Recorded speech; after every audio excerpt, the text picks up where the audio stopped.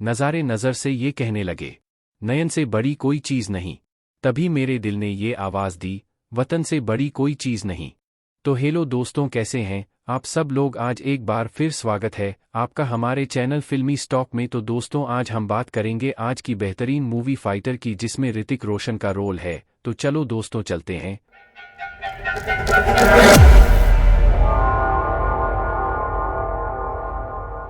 Movie की तरफ, जहां हम देखते हैं श्रीनगर कश्मीर को, जहां पर पाकिस्तान का एक बर्बादी संगठन मुजाहिदीन भारत के खिलाफ बड़ी साजिश करने में जुट गया है। और यह जिम्मेदारी है अजहर अख्तर के कंधों पर, जो कि इनका लीडर है, जिससे अच्छा बारूद कोई नहीं बना सकता। इस बार अजहर अख्तर के निशाने पर श्रीनगर का एयरपोर्ट स्टेशन था। वैसे तो अजहर अख्तर पूरे भारत को खत्म करना चाहता है, लेकिन फिलहाल उसका टारगेट श्रीनगर का एयरपोर्ट स्टेशन है। और दूसरी तरफ अजहर अख्तर अपने अटैक की पूरी तैयारी कर रहा होता है, लेकिन यह खबर कहीं ना कहीं एयरफोर्स को मालूम चल जाती है। और इस अटैक को रोकने के लिए एयरफोर्स के कैप्टन राकेश जयसिंह उर्फ रॉकी ड्रैगन यूनिट के लड़ाकू पायलट के साथ मिलकर अपनी पूरी टीम को तैयार करने लगता है। तो रॉकी की टीम में स्क्वाड लीडर सरताज गिल, जिसका कोड नेम सतराज है, तो वही स्क्वाड लीडर बसीर खान, जिसे ताज बुलाया जाता है। और आखिर में आते हैं स्क्वाड्रन लीडर शमशेर पठान उर्फ पेटी, और उनके साथ मीनल राठौर उर्फ मिनी भी शामिल है, जो हेलीकॉप्टर पायलट है। और रॉकी यहाँ पर अपनी टीम को बुला लेता है और बताता है, श्रीनगर एयरपोर्ट स्टेशन पर किसी भी समय अटैक हो सकता है, इसलिए हमें पहले से तैयार रहना होगा और पूरी टीम के साथ रहना होगा। रॉकी ने अपनी टीम में इंडिया के सबसे बेस्ट एयर जेट फाइटर को भी शामिल किया है, जिसमें पेटी का कोई तोड़ नहीं है। फिर कल से ट्रेनिंग शुरू होने वाली थी, लेकिन तभी रॉकी सबसे कहता है कि सबसे पहले तुम लोग एक दूसरे को जान लो, क्योंकि जंग में इंटरपर्सनल रिश्ते भी काम आते हैं। अब रात को सभी लोग एंजॉय कर रहे थे और एक दूसरे को जानने की कोशिश भी करने लगते हैं। और मिनी कहीं ना कहीं पेटी को पसंद भी कर रही थी। और फिर यहाँ पर हम देखते हैं ताज को, जिसकी बीवी उसके साथ यहीं पर मौजूद है, और वे दोनों एक दूसरे से बहुत प्यार करते हैं। और पेटी उन दोनों को बहुत पहले से जानता है। तो फिर मिनी के भी कुछ रहस्य है, जिनको उसने फिलहाल तो नहीं बताया है। और पैंटी बहुत शांत रहता है, और शांत रहने की वजह मिनी जानना चाहती है कि आखिर पेटी इतना एटीट्यूड क्यों दिखाता है। मिनी को ऐसा लगता है कि पेटी किसी ब्रिगेडियर का बेटा है,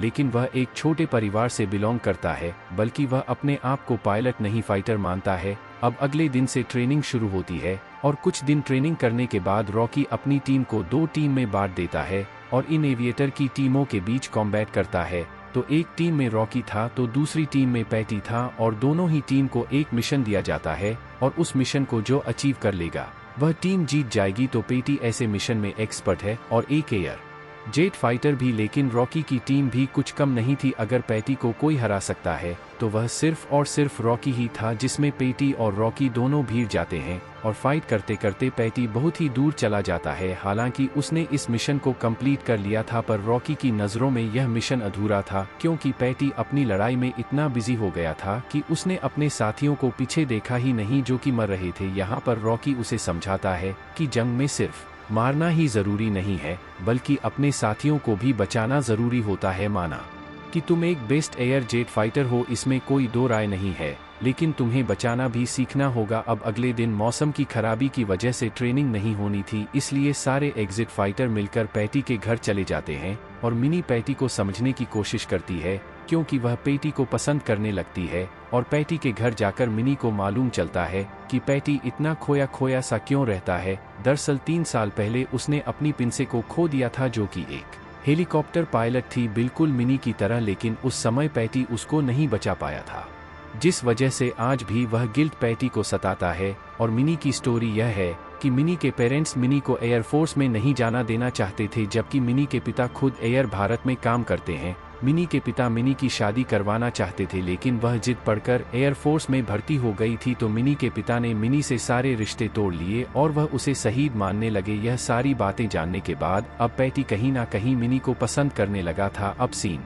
दिखाया जाता है पुलवामा की तरफ, जहां पर बहुत सारे सीआरपीएफ के जवान जा रहे थे। और तभी एक आदमी कार में बहुत सारा आरडीएक्स लेकर सीआरपीएफ के जवानों के वाहनों में बढ़ा देता है, जिससे कि यहाँ पर बहुत बड़ा ब्लास्ट हो जाता है। जिसमें सीआरपीएफ के 40 जवान शहीद हो जाते हैं और लगभग 80 से ज्यादा सैनिक घायल हो जाते हैं। यह अटैक एक सुसाइड अटैक था और यह अटैक मुजाहिदीन के लीडर अजहर अख्तर ने करवाया था। तब यह बात रॉकी की टीम को मालूम चलती है तो वह तुरंत वहां पर पहुंच गए थे, लेकिन इस अटैक के बाद पूरे देश में आक्रोश का माहौल हो गया था। यह अटैक 14 फरवरी 2019 को हुआ था और उस दिन को हम ब्लैक डे के रूप में जानते हैं। तो अब पूरे देश के अंदर गुस्सा भरा हुआ था और अब बारी थी तो बदला लेने की, इसलिए पैटी अपनी पूरी टीम को तैयार करता है और सारी चीजों को खुद मॉनिटर करना शुरू करता है। और पैटी को यहाँ पर जैश मुजाहिदीन के अड्डे के बारे में मालूम चल चुका था जो कि बालाकोट में है और वहाँ 300 से ज्यादा जैश मुजाहिद के लोग शामिल है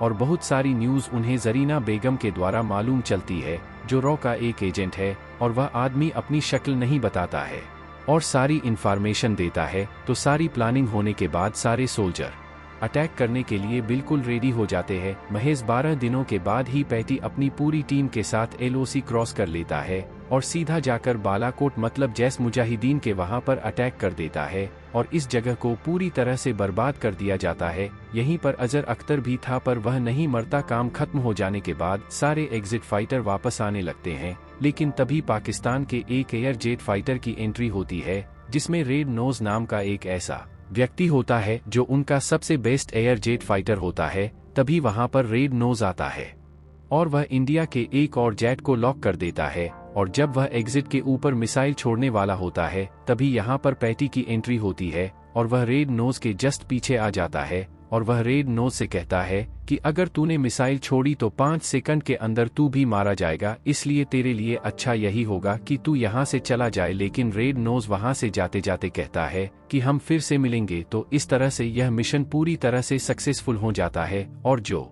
जवान पुलवामा में शहीद हुए थे उन सभी का बदला हमने बालाकोट में जाकर मात्र 12 दिनों में लिया। लेकिन तभी इस कहानी में ट्विस्ट आता है। एक टूरिस्ट स्टोर पाकिस्तान एयरफोर्स कुछ दिनों के बाद भारत के बहुत सारे बेस पर अटैक कर देती है, जिस अटैक के लिए इंडियन एयरफोर्स बिल्कुल भी रेडी नहीं थी। पाकिस्तान एयरफोर्स को कमान रेड नोज कर रहा था और यह अटैक इतना घातक था कि इंडियन एयरफोर्स कुछ भी नहीं कर पाती है और पाकिस्तान एयरफोर्स यहाँ के बहुत सारे बेस को बर्बाद कर देते हैं। सारे बेस को बर्बाद करने के बाद जब पाकिस्तान एयरफोर्स जाने लगती है तो उनके पीछे इंडिया एयरफोर्स मतलब पेटी की टीम पर जाती है, लेकिन बहुत देर हो चुकी थी और आर्डर यह मिले थे कि एलओसी को पार ना किया जाए। लेकिन रेड नोज चाहता था कि वे लोग भी हमारे पीछे आए और ऐसा ही होता है क्योंकि पेटी और उसकी टीम मिलकर उनके पीछे पहुंच जाते हैं, जबकि रॉकी ने साफ साफ मना किया था कि उन्हें एलओसी को पार नहीं करना है। लेकिन कम्युनिकेशन की वजह से यह बात उन तक नहीं पहुंच पाती है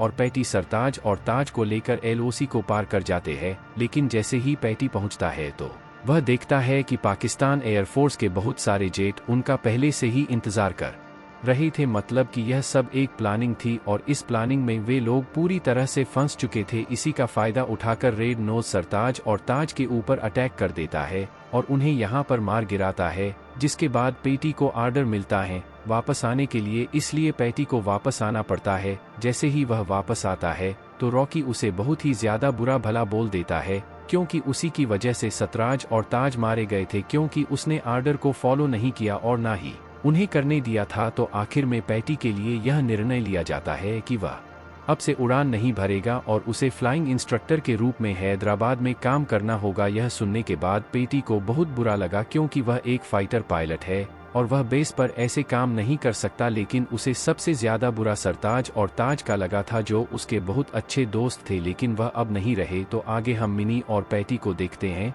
दोनों एक दूसरे को चाहते तो है पर बात नहीं कर पा रहे थे अब, क्योंकि पेटी उसे छोड़कर जा रहा था, इसलिए वह यहाँ पर कुछ भी एक्सप्रेस नहीं करता है। कहता है कि मैं तुम्हारे लिए बिल्कुल भी ठीक नहीं हूँ। फिर पेटी हैदराबाद चला जाता है जहाँ पर वह एक फ्लाइंग इंस्ट्रक्टर के रूप में काम करता है। तो पेटी यहाँ पर बहुत ही डिसिप्लिन में रहता है, लेकिन वह अपने पुराने दिनों को भूल नहीं पा रहा था क्योंकि वह बेस के लिए नहीं बना बल्कि आसमान के लिए बना है। बहुत दिन बीतने के बाद पेटी डिसाइड करता है कि वह रिजाइन दे देगा, इसलिए वह अपने सर के पास चला जाता है और रिजाइन की बात करता है। तो उसके सर उससे कहते हैं कि तुम्हें कुछ दिनों के लिए छुट्टी ले लेनी चाहिए ताकि तुम अपने दिमाग को ठीक से चला पाओ। फिर पैटी वापस जम्मू चला जाता है। अपने पिता के घर पहुंचने के बाद वह टीवी पर एक न्यूज़ को देखता है जिसके द्वारा उसे मालूम चलता है कि सतराज और बास जिंदा है और वे दोनों पाकिस्तान की एक जेल में है और कुछ दिनों के बाद उन्हें रिहा कर दिया जाएगा। यह बात सुनने के बाद पेटी तुरंत श्रीनगर के एयरफोर्स स्टेशन पहुंच जाता है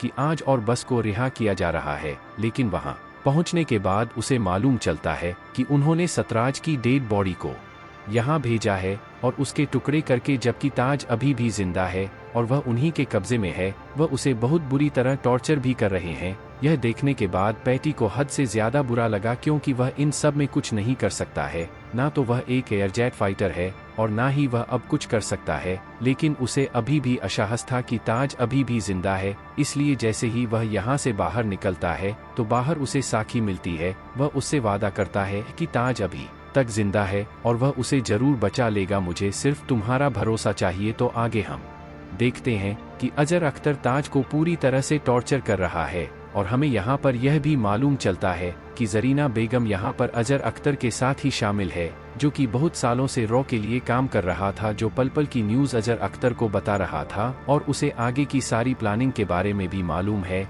कि वे कब अटैक करने वाले हैं। तो इंडिया में जरीना बेगम ने रोकी को इन्फॉर्मेशन दे दी थी कि आखिर ताज कहाँ पर है और उसने सारी लोकेशन भी दे दी थी। इसके लिए अजहर अख्तर पहले से ही रेडी था, क्योंकि जरीना बेगम ने यह बातें अजहर अख्तर को पहले से ही बता रखी है। तो अगले दिन इंडियन एयरफोर्स अजहर अख्तर के अड्डे पर अटैक करने वाला था। सभी के अंदर बहुत ही जोश था, जिसके बाद हम देखते हैं कि मिनी के पेरेंट्स को, जो गेट के बाहर खड़े हुए थे, वे यहाँ पर मिनी से माफी मांगते हैं और कहते हैं कि हमें तुम पर गर्व है। दरअसल जब पेटी एयरपोर्ट से लौट रहा था तो उसे वहाँ पर मिनी के पेरेंट्स मिले और पेटी ने उनके अंदर एक आस जगाई, उनके अंदर जोश जगाया कि मिनी क्या चीज है और कहा कि मिनी हमारे देश का नाम रोशन कर रही है। पैटी भी वहीं पर मौजूद था, लेकिन वह इस मिशन का हिस्सा नहीं था। वह यहाँ पर होता हुआ भी सब कुछ देख रहा था और उसे यहाँ पर एक बात और मालूम चलती है कि दरअसल में पैटी की पियोन से रॉकी की बहन थी, जिस वजह से रॉकी पेटी से ढंग से बात नहीं करता है।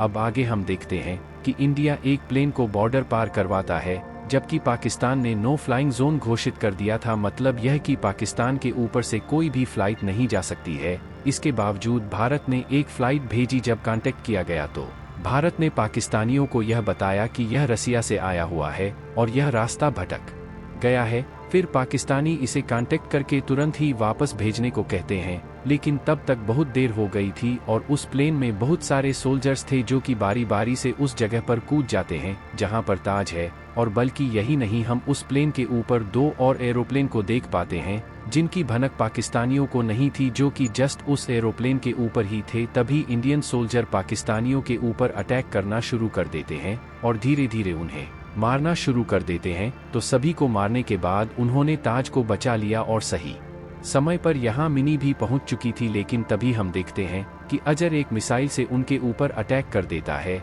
और सुखी का कॉपर पूरी तरह से ब्लास्ट हो जाता है। धीरे धीरे करके यहाँ पर बहुत सारे मिलिटेंट आ जाते हैं, जो उनके ऊपर पूरी तरह से भारी पड़ रहे थे। लेकिन तभी हम देखते हैं कि पेटी एयर जेट में बैठ जाता है और किसी की भी परमिशन नहीं लेता है। तो जब ही बड़े ऑफिसर उसे आर्डर देते हैं कि उसे अभी उतरना होगा, लेकिन यहाँ पर पेटी कह रहा था कि वह अब नहीं उतरेगा। उसे कहा जाता है कि अगर नहीं उतरा तो उसका कोर्ट मार्शल हो जाएगा। तो यहाँ पर रॉकी कहता है कि उसे जाने दो। वह कहता है कि मुझे पता है कि यह रूल्स के खिलाफ है, अगर उसे नहीं जाने दिया तो हम यह जंग हार जाएंगे। अगर कोर्ट मार्शल होगा तो हम तीनों का होगा। तो यहाँ पर रॉकी भी पेटी के साथ जाने लगता है और कुछ देर के बाद हम देखते हैं कि पेटी और रॉकी LOC क्रॉस कर लेते हैं और उस जगह पर पहुंच जाते हैं जहां पर लड़ाई हो रही है। वहां पहुंचने के बाद पेटी सारी सिचुएशन को कंट्रोल में ले लेता है, लेकिन तभी हम रेड नोज को यहां पर आता हुआ देखते हैं, जो कि बहुत ज्यादा खतरनाक है। लेकिन यहाँ पर पेटी और रॉकी ने रेड नोज को बड़ी चालाकी से मार गिराया था, लेकिन उसे मारने में बड़ी दिक्कत हुई थी, जिसकी वजह से वे लोग बेस तक पहुंच चुके थे और अब वे भी सोल्जर की तरह अजहर अख्तर के मिलिटेंट से लड़ रहे थे। थोड़ी देर के बाद हम देखते हैं